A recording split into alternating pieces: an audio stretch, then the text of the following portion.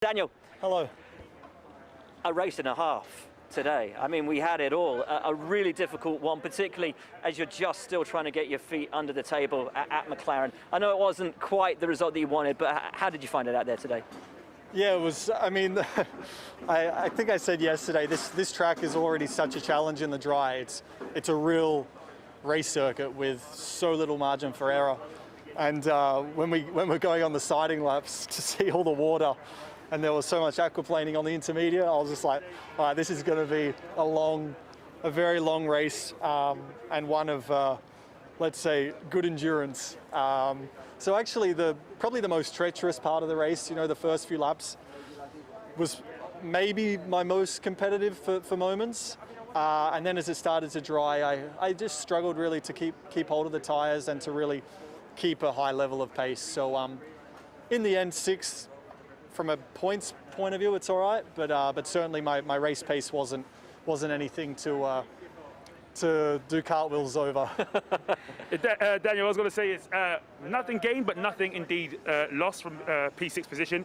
Earlier on in the weekend, we'd spoken about after FP2 about what you needed out of the car. Did you feel you managed to get that from the car in terms of the grip? Obviously, the conditions today brought a little bit more challenges there. But does it seem like McLaren, you know, that the team has given you the tools that you need?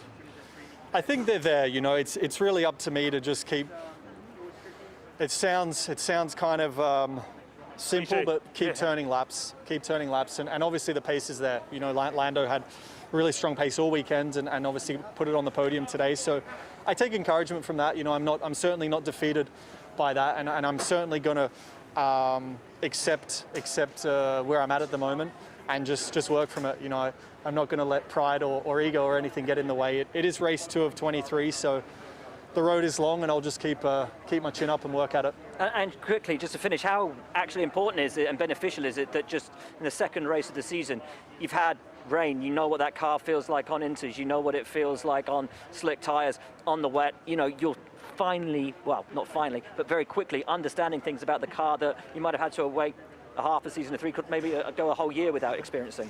Yeah, I mean, absolutely. I think the kitchen sink's been thrown already. So yeah, I think certainly, you know, like a race like today does test you, and certainly there was challenges, but yeah, better to kind of get all of it now, and even if it feels kind of all at once or somewhat overwhelming, I think in a few races time I'll look back and be thankful and grateful for these hurdles, and I guess it will fast track my progress. Lovely stuff, man. Well done. Thank you very much. Thanks for coming on the show. Appreciate it. Thank you. Now,